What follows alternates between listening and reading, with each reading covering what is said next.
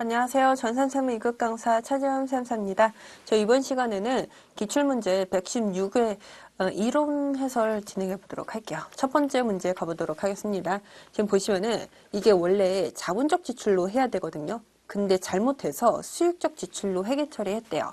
그럼 이에 따른 그 영향을 한번 보도록 할 텐데, 수익적 지출로 한다는 뜻은 뭐예요? 비용으로 과대계상됐다는 거 아니에요? 대신 자본적 지출로는 못했으니까 자산은 감소가 되었을 거예요. 일단은 두 가지만 놓고 보자면은, 일단 첫 번째, 자산이 과소계상된다? 옳은 표현인 거죠. 그리고 두 번째 보시면은 순이익이 과대계상되나요? 오히려 비용이 늘어났으니까 이익은 줄어드는 거잖아요. 그래서 과소계상된다는 게 맞고, 이번 틀린 거죠. 대신 그 부채가 과소, 자본이 과대계상된다는 사실 이 내용 하나만으로는 알 수가 없습니다. 알 수 없다. 그래서 지금 틀린 거죠. 그래서 지금 옳은 답으로는 자산이 과소계상됐다는 1번이 정답이 되겠습니다. 그 다음에 두 번째 보시면은 당좌 자산에 해당하지 않는 거 한번 보시도록 할 텐데, 여러분들 일단은 여러분 유동 자산이 있고요. 비유동 자산이 있습니다. 잠시만요.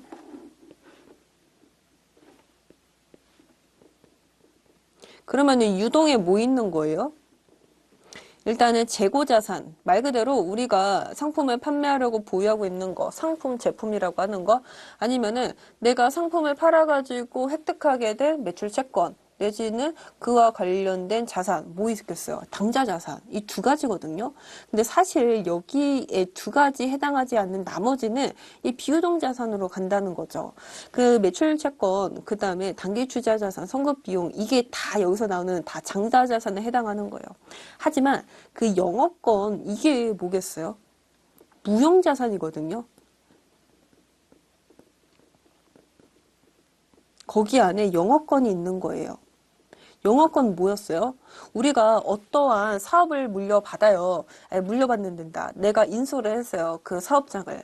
근데 사업장이 원래 그 공정가치대로 하면은 1억이거든요. 근데 1억에다가 웃돈을 얹어가지고 1억 2천에다 우리가 지급을 했다는 거죠. 그러면은 내가 그 사업장에 뭔가가 가치가 있기 때문에 2천만 원만큼 더 준 거 아니에요?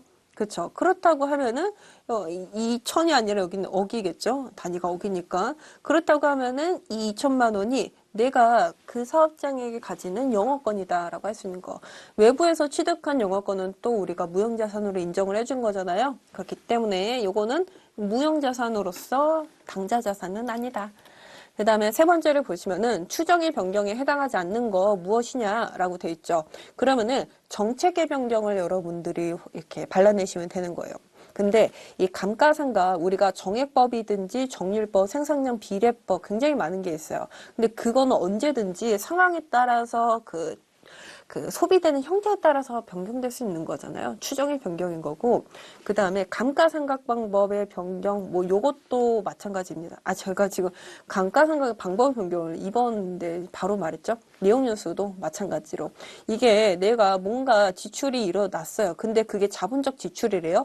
그러면은 이렇게 늘어날 수도 있는 거고, 혹은 약간 안 좋아져가지고 떨어질 수도 있는 거고. 그 다음에 그 진부와 여부에 따른 판단 이거 있잖아요. 재고자산이 이게 내가 원래 장부상으로 금액을 10만 원으로 뒀어요. 근데 이게 약간 유행을 타는 그런 상품이라고 칩시다. 그래가지고 이게 결산을 해가지고 연도 말에 그 시가를 보니까 이게 신제품이 나와가지고 진부화가 너무 급격하게 된 거예요. 그래가지고 그거를 한 3만 원에는 팔아야지만 이 진짜 판매가 되는 그런 상황이라는 거죠. 그럼 말 그대로 상황 자체가 변동이 된 추정의 변경도 맞기는 한데, 그 세 번째를 보시면은 재고자산 평가 방법이라고 하는 게 있거든요.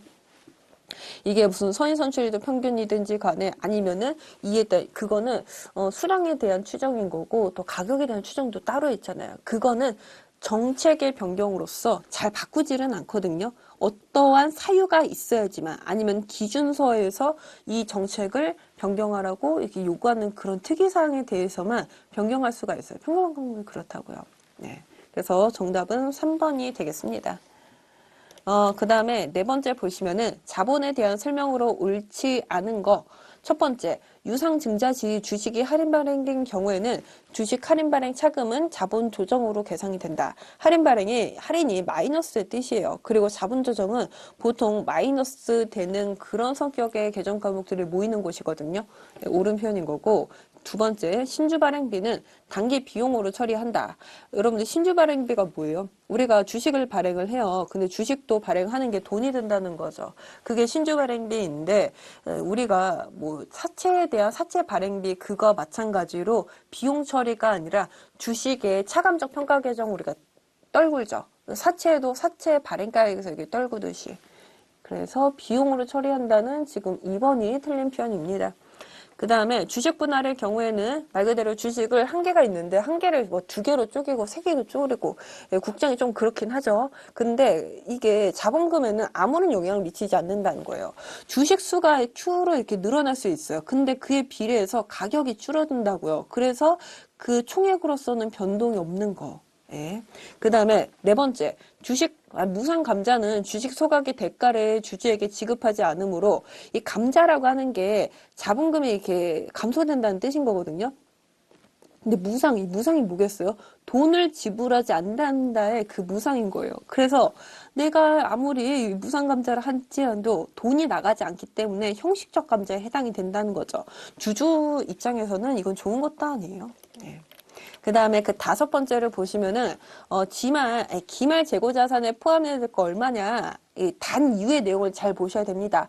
창고 재고 금액은 고려하지 않는다. 그 말은 즉슨 내 거예요. 내 거긴 한데, 창고 밖에 있다는 거거든요. 보도록 할게요. 첫 번째, 반품률은 높지만 그 반품률을 합리적으로 추정할 수 없는 상태로 판매한 상품. 여러분들 뭐예요? 판매했거든요? 근데 이게 도대체 얼마나 반품률이 나올지 모르겠는 거야. 신제품의 경우가 그렇잖아요. 예를 들어서 내가 100개 제품을 판매했어요. 근데 올해 이렇게 첫 개시거든요. 근데 사실 시장의 상황을 몰라. 얼마나 반품이 될지 10%가 될지 100%가 될지 모른다는 거죠. 그럼 판매한 입장에서도 애매모호해. 이게 온전히 내 매출로 잡을 수는 없거든요. 그렇기 때문에 이거는 우리가 내 거로 본 거고 아직 창고에 있지는 않잖아요. 판매가 됐으니까. 그래서 두 가지 조건 모두 충족이 되는 거죠. 동그라미 치고 두 번째 시용 판매 조건으로 이게 넘어간 게 있거든요. 300만 원이 넘어갔어요. 근데 말 그대로 그 고객이 이거 사겠다고 의사표현을 해야지만 판매한 거잖아요. 근데 의사표현만 한 게 지금 100만 원이래요.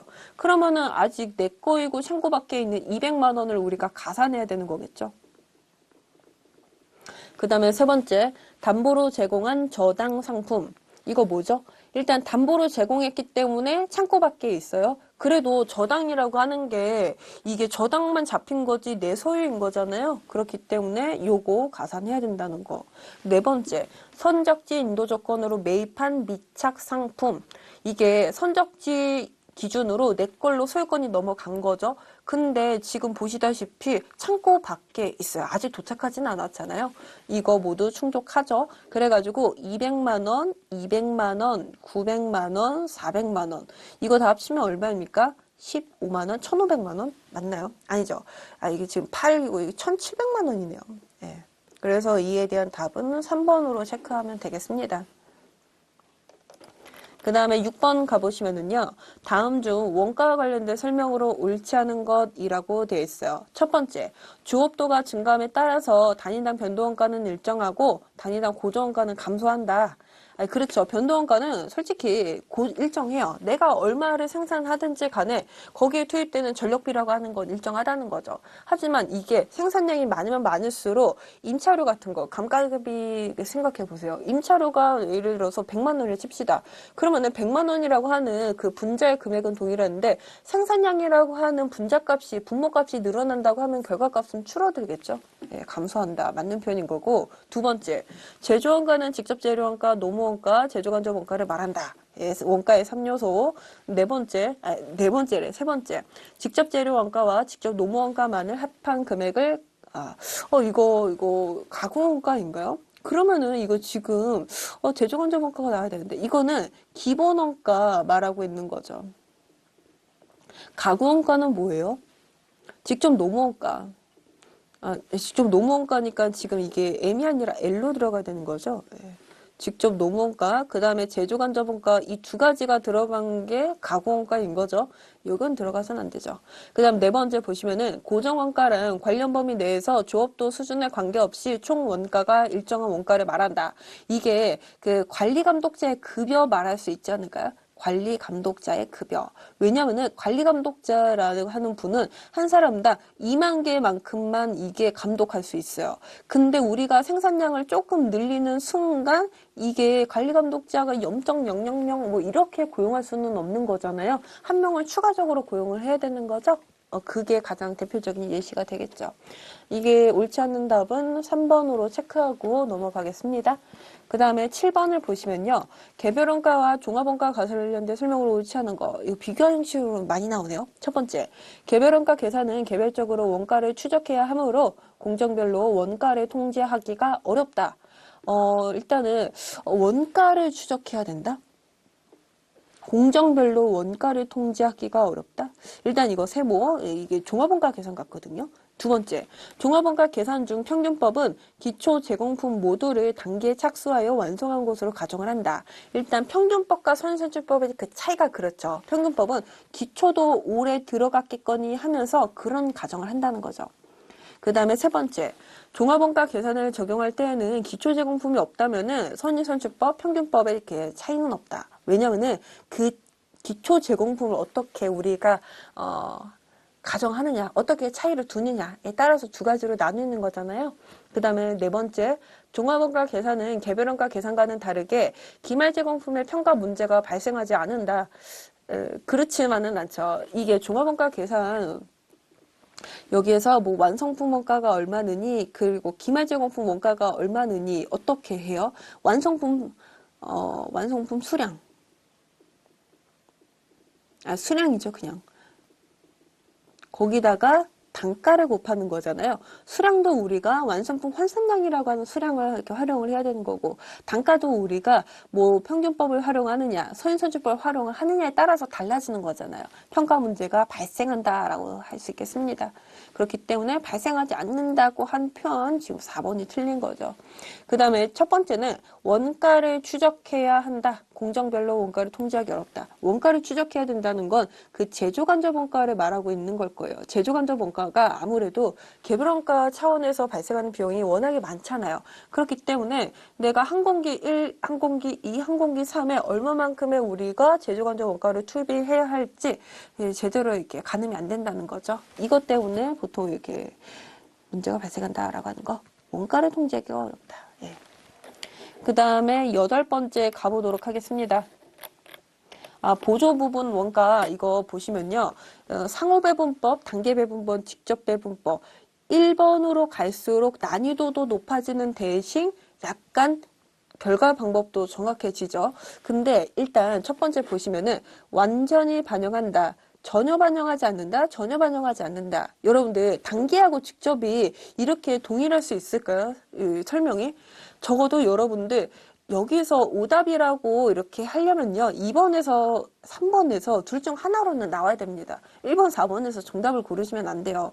일단은 단계 배분법은 일부 반영하는 방법인 거죠.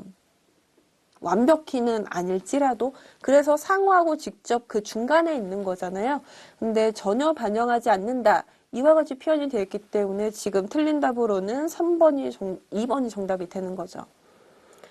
그 다음에 어떤 방법을 사용하더라도 보조 부분의 총 원가는 제조 부분에 모두 배부가 된다.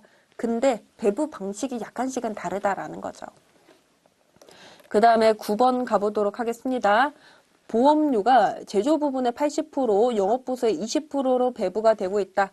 근데 이 보험료라고 하는 게 보통 미지급하고 이렇게 많이 연관이 돼요. 그래서 부채로 따져봤을 때 한번 가보도록 하겠습니다. 부채 어디죠? 기초가 대변인 거죠. 그 다음에 기말이 차변입니다. 그리고 부채가 발생할 수 있어요. 근데 부채를 없애려면 어떻게 해야 돼요? 지급해야 되죠. 일단은 순서는 이러합니다.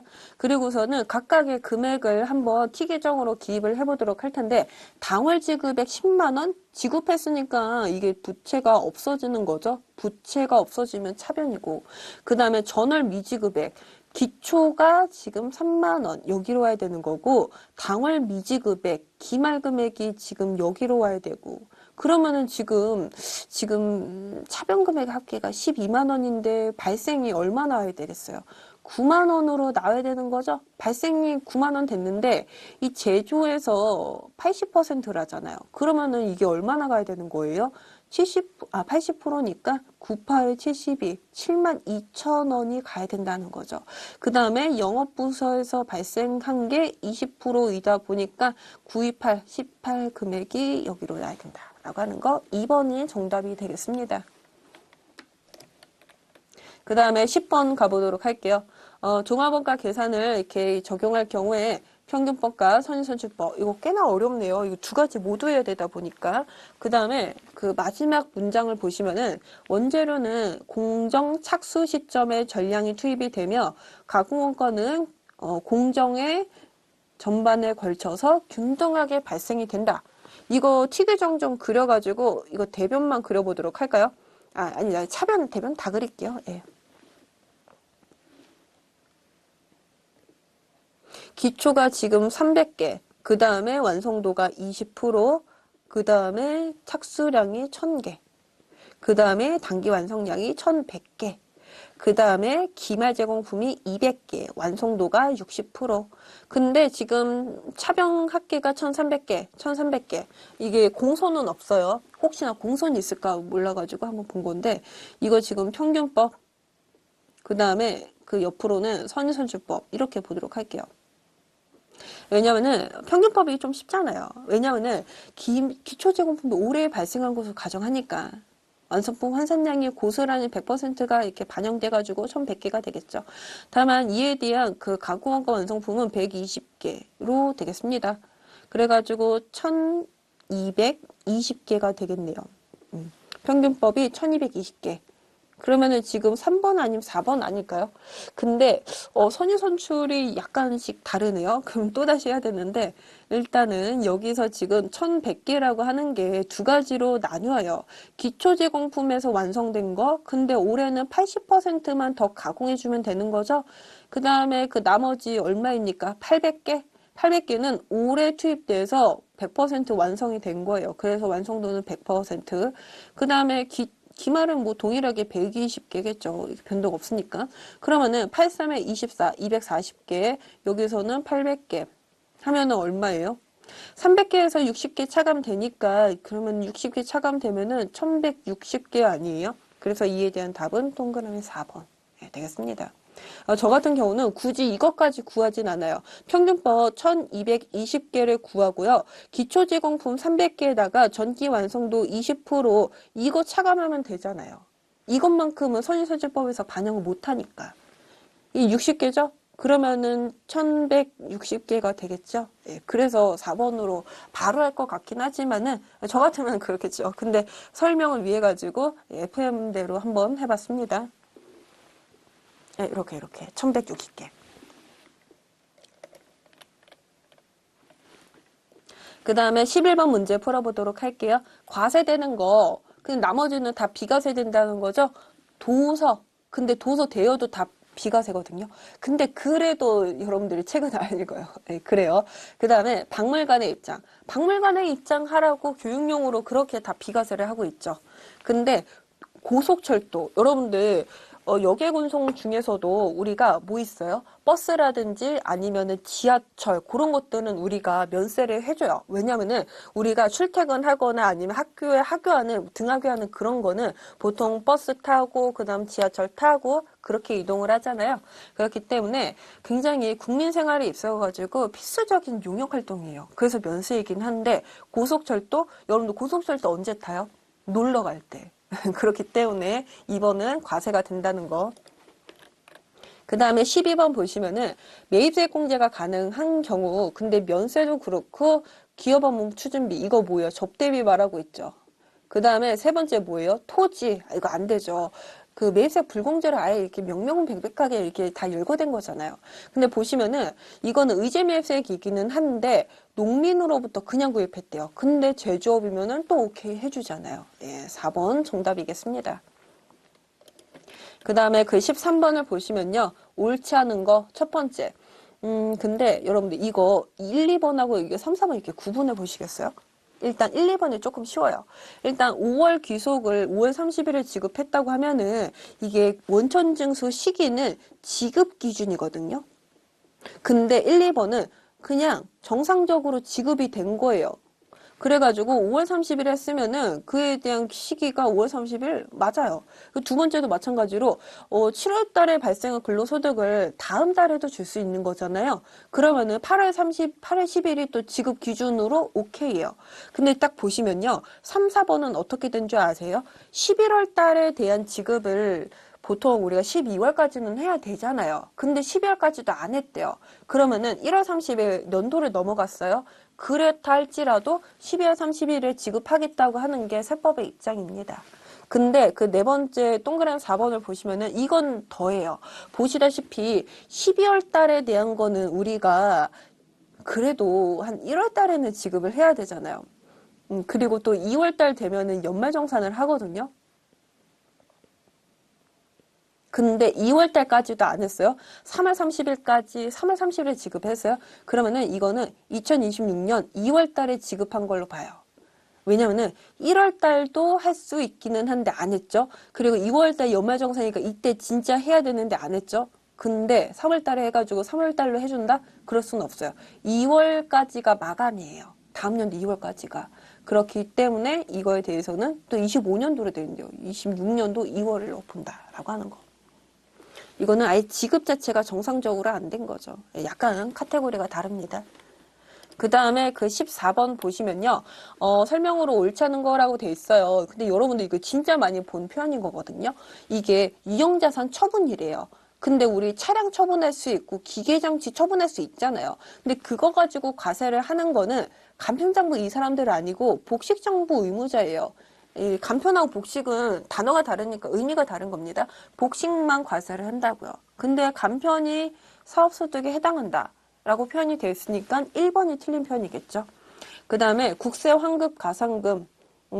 여러분 국세환급 가상금이라고 하는 게 있거든요. 근데 말 그대로 국세를 환급해 주는데 너무 늦게 된 거예요. 그러면은 내가 환급금 은행에 이렇게 넣어가지고 이자 소득만큼 우리가 벌 수 있었는데 못 번 거잖아요.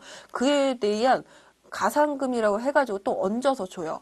근데 내가 사업활동 해가지고 번 돈은 아닌 거잖아요. 그렇기 때문에 산입하지 않는 거 맞는 편인 거고, 그 다음에 그 두 번째, 재고자산을 가사용이 뭐예요? 내가 개인적으로 소비했다는 뜻인 거거든요. 그러면은 개인적 공급, 간주 공급으로 봐가지고 또 과세하는 거 맞는 편인 거고, 그 다음에 네 번째, 부동산 임대와 관련이 없는 사업소득의 이월결손금은 다른 소득에서 공제가 될 수 있다. 그러면은 부동산 임대와 관련이 없는 사업소득은 이게 일반적인 사업소득. 내가 커피숍 하거나 혹은 음식점을 해가지고 발생한 그런 곳에서의 사업소득이라는 뜻인 거죠. 그러면은 이게 뭐 부동산 임대는 그쪽에서만 되잖아요. 부동산 임대에서만 깔 수 있고 하잖아요. 근데 일반적인 사업소득의 이월결손금은 뭐 근로소득이라든지 그 밖에 뭐 부동산 소득, 아니 부동산이 아니라 금융소득 그런 데서도 차감될 수 있으니까 맞는 편인 거죠. 그 다음에 15번 가보도록 하겠습니다. 이거 조금 어려웠어요. 여러분들 그거 글쎄요. 3번 보시겠어요? 배우자가 있는 여성이래요. 그런데 이 부녀자 공제라고 하는 게 배우자의 소득이 없는 경우에 한해서 받을 수 있는 건가요? 그렇지만은 않거든요. 부녀자 공제는요. 세대주이어야 돼요. 아니면은 세대주이어야 되고 소득 금액이 3천만 원 이하여야 되고 종합소득 금액 기준으로 그래가지고 배우자가 있느냐 뭐 그 여부 가지고 우리가 따졌었잖아요. 배우자가 없느냐 해가지고 배우자가 있는 케이스라고 하면은 소득 요건에 관계없이 이거 50만 원 공제받을 수 있어요. 근데 소득 없는 경우에 하나여 그런 조건을 붙었으니까 이것 때문에 지금 틀린 거죠. 네. 그 다음에 1번 보시면은 배우자의 직계 존속, 어머니 아버지를 말하고 있는 거죠. 내 위의 등급. 주거 형편에 따라서 별거하고 있는 경우에는 생계를 같이 하는 것으로 본다. 일단 그래요. 주거 형편이라든지 내가 학교 내지는 그 밖에 근무 활동으로 인해서 이렇게 따로 살잖아요. 그러면은 좀 직계 가족들은 같이 사는 것으로 봐요. 그다음 두 번째, 재학 중인 학교로부터 받은 장학금이 있는 경우는 이게 보통 장학금이 비과세예요. 근데 이게 세액공제까지 해주면은 뭐예요? 소득세로서의 비과세도 혜택을 받는 거고 그 다음에 교육비 세액공제로서의 세액공제도 받는 거고 이중혜택인 거거든요. 그렇기 때문에 세액공제 교육비에서 차감을 해요. 예, 맞는 표현인 거고. 네 번째, 맞벌이 부부 중 남편이 계약자이고 피보험자가 부부 공동인 보장성보험의 보험료는 보험료 세액공제의 대상이다. 라고 되어 있죠. 일단은 맞벌이 부부 뭐예요? 배우자도 소득이 있다는 거 아니에요?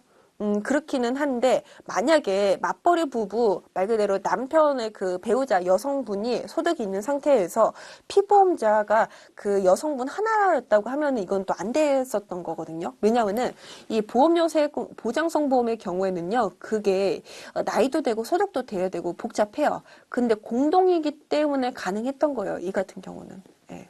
4번은 지금 전산세무에서 나올 건 아닌데 조금 예외적으로 나왔네요. 예. 그 다음에 15번까지 저희 다 했고 16번이란다. 그 다음은 저희 실기와 관련된 내용이에요. 여러분들 그 내용은 저희 다른 영상에서 따로 진행하도록 하겠습니다. 수고하셨어요.